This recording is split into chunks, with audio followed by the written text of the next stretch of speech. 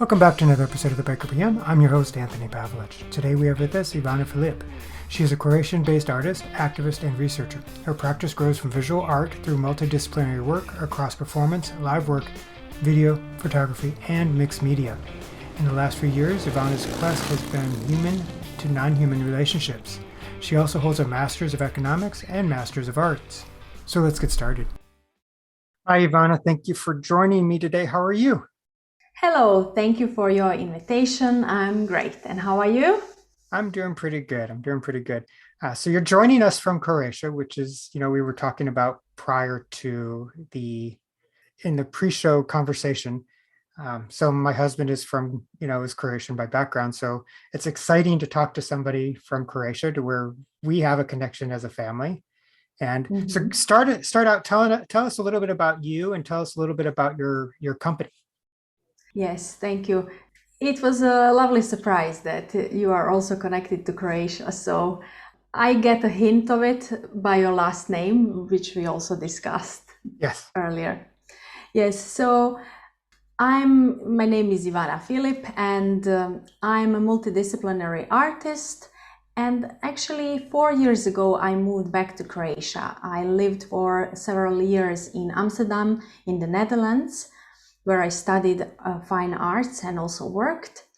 And at some point, all things merged and I moved back. So I'm based in south of Croatia, and in October of the last year, I started my small company. Actually, I'm self-employed in Ivana Filip studio. And it's based also in Zagreb, in the capital city, and in Split. Yes. So tell us a little bit about your studio. I thought, it was kind of, we're dog people. We have 3 dogs. I love animals. And your website says, the world is ruled by cats and ants and dogs. So tell us a little bit, what is that all about? Because I like that. Yes. It's ruled by non-human animals, I would say, or non-humans then, because we are rare. Humans are the rarest species, So as my artistic practice developed, at some point I realized through this analysis that as an artist I do every day. Well, it's a daily practice, that indeed animals are a big part, or I wouldn't say part, or take part in my life. Because I also moved to the Netherlands with 2 cats. So these 2 cat companions, whether I wanted or not, they started taking part in my artistic practice. At some point, it was obvious that they show up in video work, that I have hairs all around my mixed media work, and even teachers accepted it as a usual part and usual media. So it was some years until I accepted this challenge, because as an artist, and it was my second study, I was really developing as an artist, because I previously studied economics and did photography, but this was deeper challenge, so deeper fine arts. So we expected to experience different medias. So I can say that in the last 7 or 8 years, I became really immersed in this human, non-human world, in a sense that I took different concepts in my research. For example, relationships between humans and non-humans, first through this relationship with my cats, of course. My parents also had a dog companion. Then I started researching how do we relate to them. We usually take them in different sense, as companions, as friends, sometimes as family, sometimes we anthropomorphize them, talk to them as our babies. So I never do that to my dogs. Yeah. I never. No, me neither. No, never. So these are all different layers that started peeling off as I was taking deeper research into this subject. And of course, it led me to my childhood, as usually everything leads to the childhood. Nothing new there. So, and yes, I grew up in a small city. I developed this relationship with animals through different pets we adopted, from streets or in grandfather's farm and so on. So it was indeed something embedded in my childhood and the way that I grew up.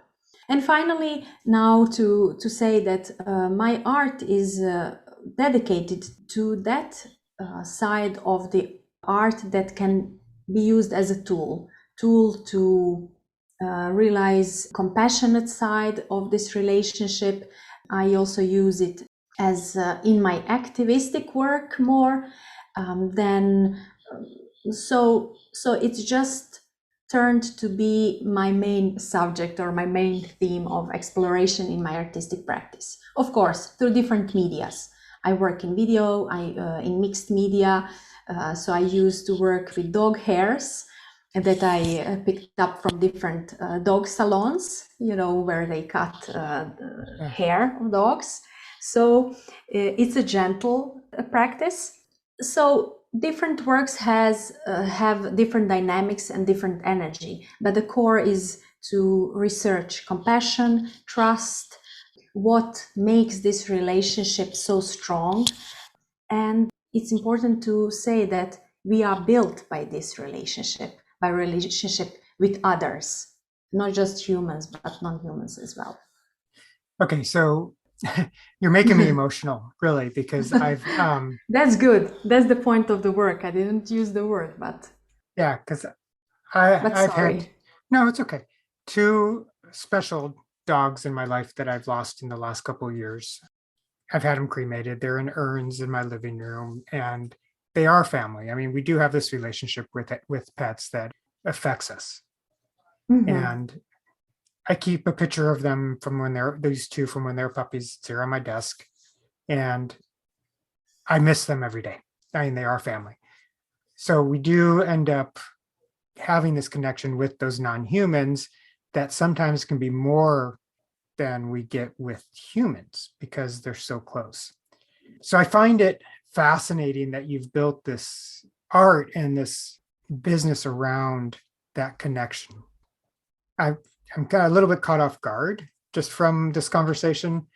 So my mind is kind of like going in all these different directions, and all the questions I wanted to ask or that we had talked about is like not what I want to talk about now, because I want to explore this because it can be very meaningful to see that relationship played out. Because my husband, he didn't grow up with pets in the house, so his parents aren't used to it.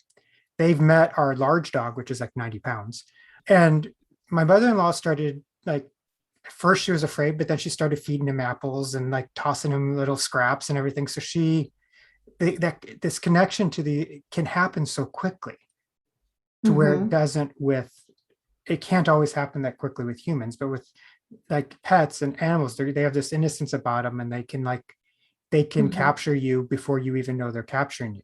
Yes. So I'm kind of interested that I'm fascinated about this collecting the pet hair from grooming salons and create what kind of media do you create from that? Because I can tell you if my dog shed, I could send you like a box full a week. It's like they shed a little puppy a week. I mean, it's like really, it's like this is a puppy's worth of fur.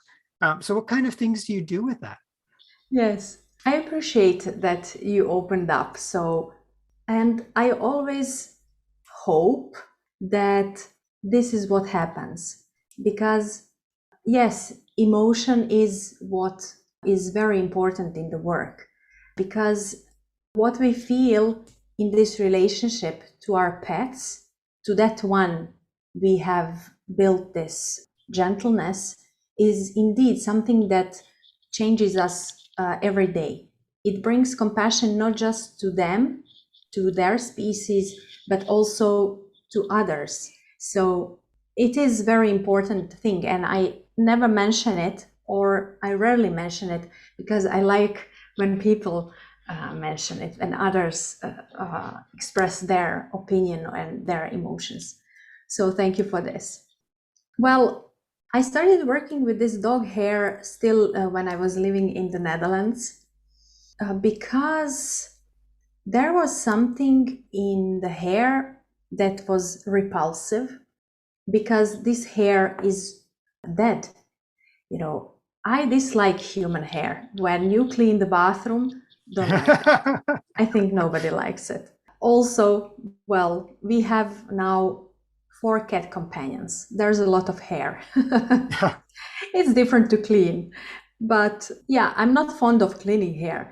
But when it comes to working with hair, there are many layers. So it's a material, it's a resource first that in some cultures, non-European cultures especially, is still used as a valuable resource to create clothes, to create soles for the shoes, or even blankets.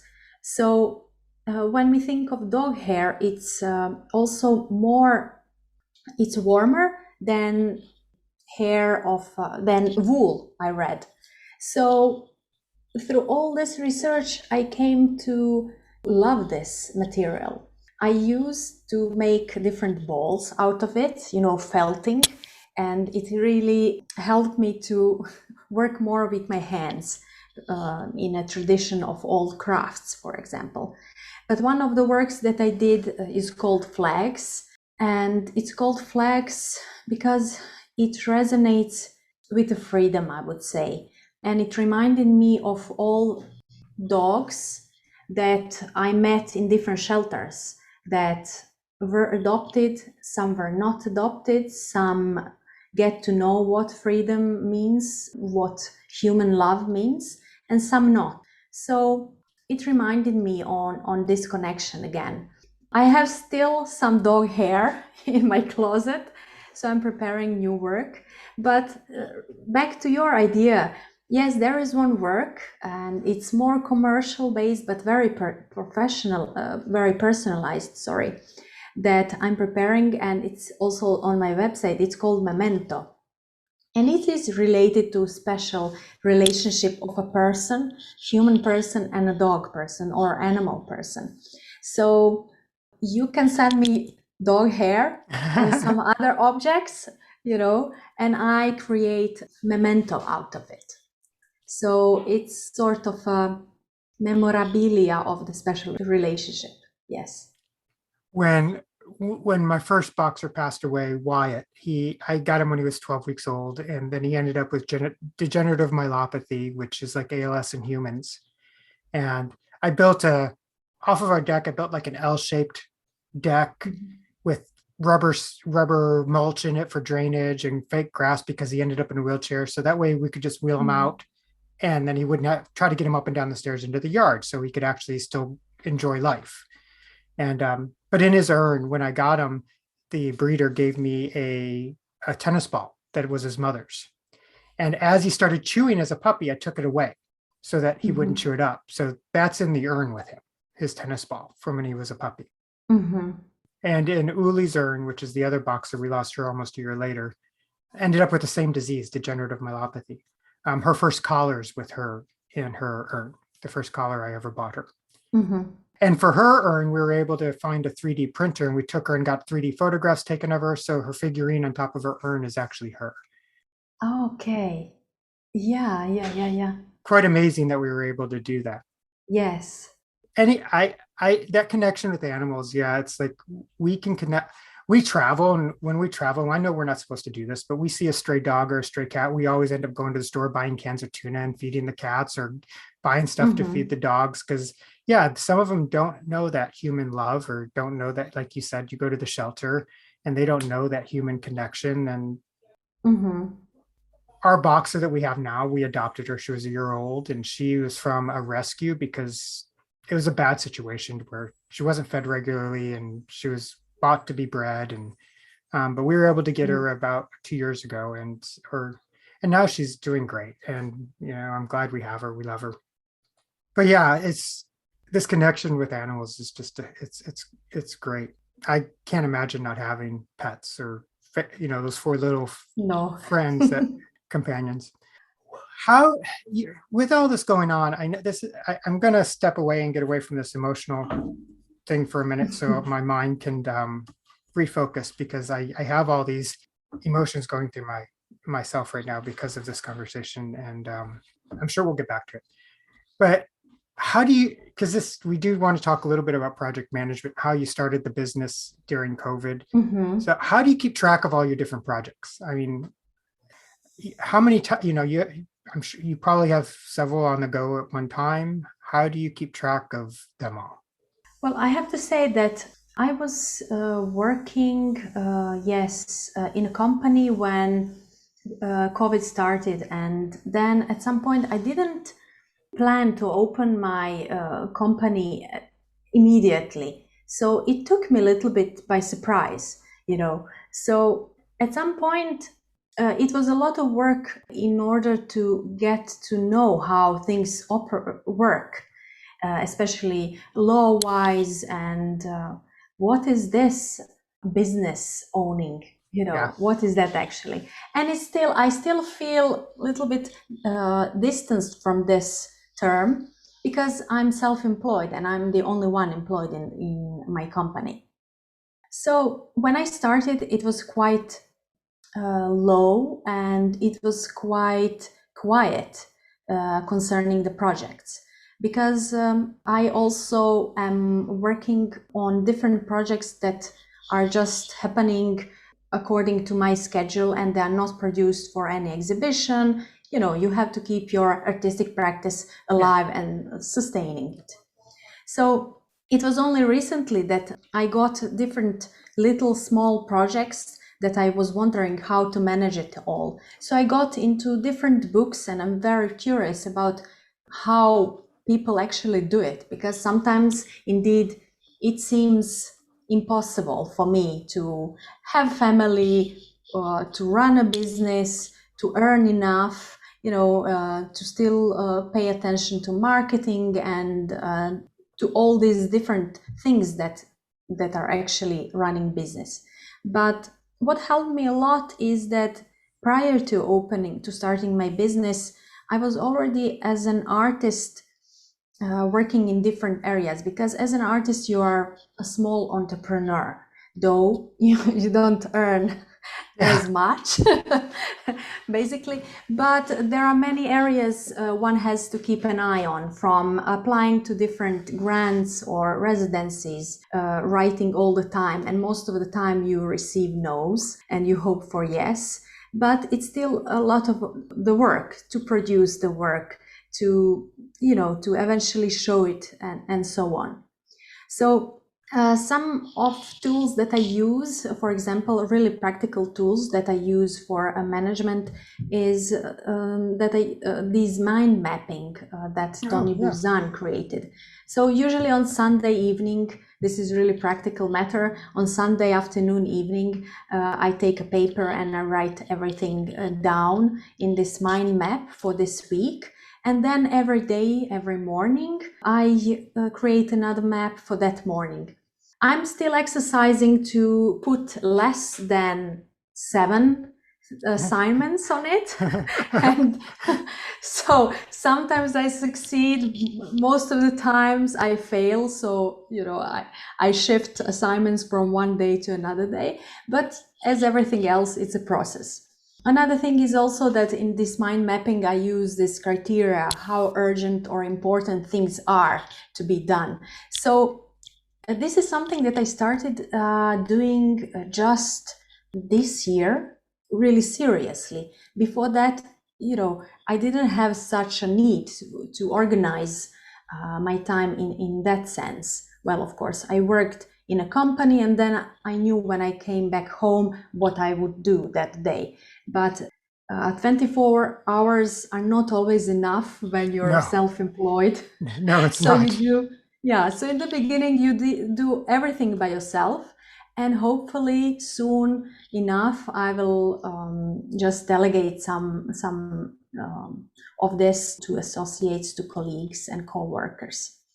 Yes. Does this answer the question? Yeah, I like that Mm-hmm. because you're honestly in the 2 years I've been interviewing you, you're the first person that uses mind maps to keep track, which is an interesting way to do it, and it is a way to keep brainstorming, keep your projects, understanding what the Mm-hmm. outcomes are going to be of your projects and your deliverables are. So I like it because it Mm-hmm. is something new that I know I haven't talked about on my podcast. Mm-hmm. So it is kind Yes. of it is cool. Do you also like use a calendar? You keep stuff in your calendar, I assume, like deadlines and Yes. due dates. How do you Yes, I tie that into your mind maps? I actually do, Anthony. How do you tie that to your mind maps? How do you relate that to your mind maps? Oh, yes, this is a really good question because indeed, if there is, I've heard, but I haven't tried some new programs where you can literally connect different tools in one. Still haven't used such, but I had a long period of shift from paper to digital agenda, Yeah. and it's still kind of struggle for me. I'm a very, I like tangibility and I like to touch things, to see Mhm. things, and sometimes I use two calendars. No, three, I would say. I have I have one on my wall which is for the whole year with main things what I would like to happen. Then I have one paper one on my wall for each month, like important calls and talks and such things, deadlines. And then I have also my agenda with all this in my phone. Yes, so I try to, it's also sometimes overwhelming to use more of these, but for now, it makes me keep going on this. I hope I can just use one, but I don't know when it's gonna happen. You're in your first year, and there's one of the first people I interviewed a couple years ago. She still uses file folders and she still uses whiteboard, and that's fine. I Mhm. mean, when you're as long as the important thing is that what you're using works for you. Yes, and occasionally, of course, there are more details. Occasionally, of course, I create a big, you can't see it, it's a little bit on this over here, but I use really huge paper and I do these huge boards without really in the beginning thinking of what I need or what I would wish, but I just write down on these mind maps actually on a huge paper. And then I add some things and see how I can, make schedule or agenda, or whether it's connected to a certain month or a year, but in a way that it makes sense and in my mind and that I can navigate. Yeah. So, and of course, it's about trying different tools. It's not, you know, you have to keep on trying. If something works better, then Mhm. you shift. But indeed, with different projects and different attentions, I also use different folders on my computer. Well, yeah, different things. So, what made you feel like you were ready to do this, to start this business? Coming up in Mhm. October, you're not working now, but what was like, okay, instead of getting another job, what was like, okay, I'm going to go ahead and go forward with this. Mhm. I don't think if we can ever be ready. Indeed. No, I agree, but Yes. I think if you wait till you're ready, it will never happen. Yes. Yeah. What happened in the moment, I think before COVID crisis started, that I already felt, or even earlier, I knew it, when you know it, that Yeah. things will work for some time, but that you will eventually get to the point where you will feel just the same or very, very similar as you felt with your previous job. And this is how I felt before starting this job, before COVID. So you just come to the point where you see that there is no development, and being honest to yourself, you can fake for some time, fake others, and keep doing your job the best you can, but you actually start to get irritated with the idea of starting something new. And eventually this happened for me as well. It was a surprise that crisis started, that I was laid off, and it meant that I don't have any financial support. I had only some savings. So as I started looking for a job, of course, I couldn't find it. It was a hard situation for everyone. And I decided that I'm gonna try to get this governmental support for self-employment. And finally, I did get it, but I think 6 months after I applied. So first I got rejected, and then I wrote a 12-page complaint. And eventually I received the money. So when I started, I didn't think so much about what I can sell and how I can earn. I was very occupied with learning how to do things. Yeah. Though I studied economics, that was a long time ago, and it was some practice in this business matter was missing that time. I don't know how it is now, but I actually didn't know how things work when you start a company, starting from marketing, setting up your company legally, where to go, whom to ask. So it took some time to get to learn this. Eventually it happened, and as I said, I wasn't ready, but when it happened, I got it, and I started working on different ideas and started shifting, in a sense, to see how what I already know, what I've already been doing, all this knowledge and previous professional experiences in different companies, I can now embed in my little company. I'm still learning. For now, I have just a few prints on my website, but I'm developing new products, and everything takes time, as you know. Yes. Time and money, of course. Time and money. Yeah. And Yeah. money. And as you grow, as you learn, then, you'll change, you'll do more. But Yes. what's important, I think, is that you found a way to take your passion and take things that are important to you and create this business around it. And Yes. I think, I don't know. I mean, I still thinking about this Memento project and how you're working with, how you work with pets. And it's not only, you take this passion, but you're taking something that can be so meaningful to people and giving them something back. So it's not like only I'm going on, I'm buying a product, I'm buying a service, but Mm-hmm. they are, it's something cherishable as well. Thank you. Yes. I would say that this holistic approach to my actions is also what is and how I'm building this journey, because I couldn't separate private life and professional life and say I am this persona in this part of my life and this persona in this part of my life. Indeed, this was a long journey, not just in a sense of opening my company, but it was a long journey of getting to know myself, as Socrates said, getting to know what is your mission, what is your passion, what, as Elizabeth Gilbert says, what would you do even if you knew that you would fail? You know, it's happening already, and it would be beautiful to create work and share it with people and still have sustainable living. Yeah. So it is built about these concepts of trust and sharing and compassion, and it's developing all the time. Of course, for an artist, it makes it is a trouble to think about things in a way. How can I sell it? Yeah.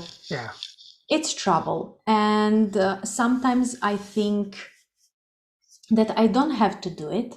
I just do my work. Eventually, some work is more conceptual and more for gallery exhibitions and museums.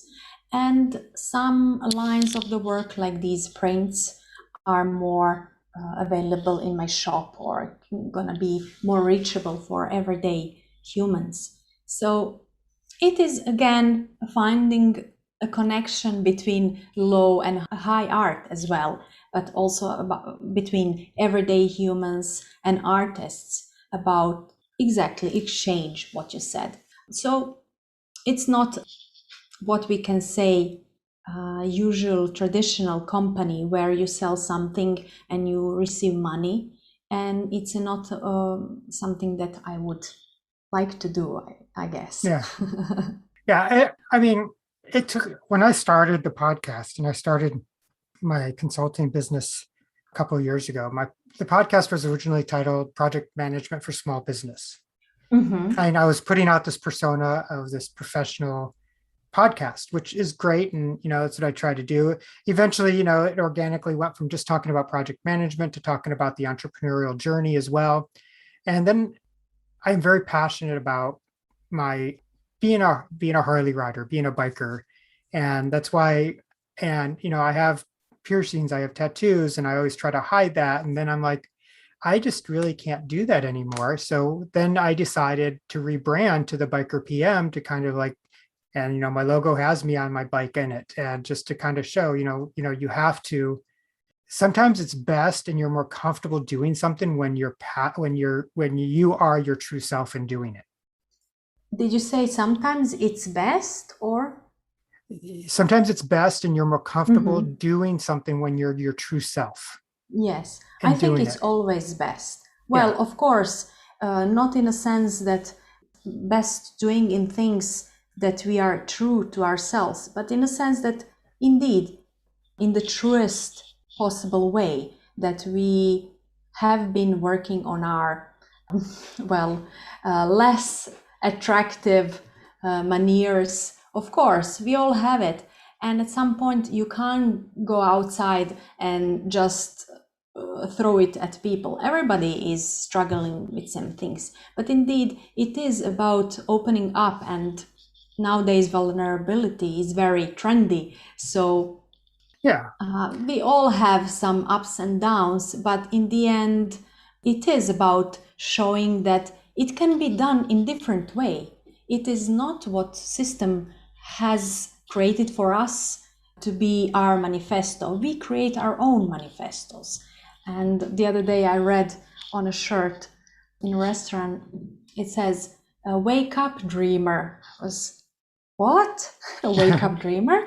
I like to keep on dreaming, and working on that dream. But it says, "Wake up, dreamer. There are things to be done that haven't been done by you." Something like that. mhm. So, yeah, working on project management, why do we all have to look the same? use Yeah, use the same rhetorics and look the same. Indeed, this is something that sometimes people ask me, how come you studied economics and arts? Well, why not? Who says that we can't be creative and be also whatever economics mean, make money? Yes, it's been done. Let's finish with this paradigm of poor artist. Those yeah. days are gone. We don't want to support that idea anymore. So nobody wants to support that idea. Well, so things can be done in different ways, and I think it is a responsibility towards ourselves to keep on searching how to do things, how to learn, how to stay curious about things. Yeah, you don't have to have just one interest. You can have Mm-hmm. several interests. I Passion of mine besides project management and besides my bike is writing. And I've always wanted to write a novel. I've always wanted to write. And I was always afraid to. I couldn't always come up with a story. And then in 2019, I published a fantasy novel, of which I Mm-hmm. have like 4 books planned out for the whole series. And I'm on the second book now. It's not it's different. It's a creative side of me that I like. So you can have like your Yeah. economics and your artist side. I mean, Yes. you can do it. And what's I wrong with mean, that? There's nothing wrong with yeah. that. I mean, we have two parts of our brains and Yeah. they work on different assignments. So why not just accept and work on this connection Yeah. more than we Yeah. did before? Yeah, exactly. And it's good not to identify, I don't identify only as an artist. Sometimes I'm not an artist. Sometimes I'm just a woman playing with my cats and I Yeah. forget about my arts. Sometimes I'm just cleaning my house and I'm very angry. So that's also one of my personas. I mean, there are different personas, and I think it's good not to get identified with totally with each one of them, but also to shift. It's just more healthy and more interesting. It is. It is. So before we end, go ahead and tell us if people want to find out more about you and find out more about your Mhm. your business, where can we go to do that? Give us those details and we'll put them in the Yes. show notes. Yes, thank you. Well, first you can read more about my crazy dog hair work and other animal collaborations on my website, which is ivanafilip.com. And as well, you can find me on Facebook and Instagram under the name Ivana Filip Studio, and also on LinkedIn as Ivana Filip. So that's for now. That's all social media for now that For I now. can take. I know it's all these people that are on all these other things. I'm like, I can't do it all. I mean, I Yeah, have, no. I have Twitter, Instagram, Facebook, and LinkedIn, and I think that's about all I can handle and keep track of. Yes, yes, indeed. Yeah, well, concerning those, also you asked me about project management, and I was thinking about using different softwares, different applications to merge all these social media and project management. So maybe you can share your experience later with me. But it just becomes too big for me. It becomes overwhelming. So I just decided to take it slowly. Yeah, exactly. Yeah. Thank you so much, Ivana. It's been a great conversation. Thank you for getting me emotional about my dogs. It's been great Thank you talking for to you. sharing it. Yes. Thank you very much and all the best. You too. Thank you. Thanks for joining us for another episode of the Biker PM. Don't forget to subscribe and leave a comment. I'd love to hear what you think. And remember, if you're an entrepreneur that wants to be with like-minded individuals and improving their project management skills, join the Biker PM Facebook group. Until next time.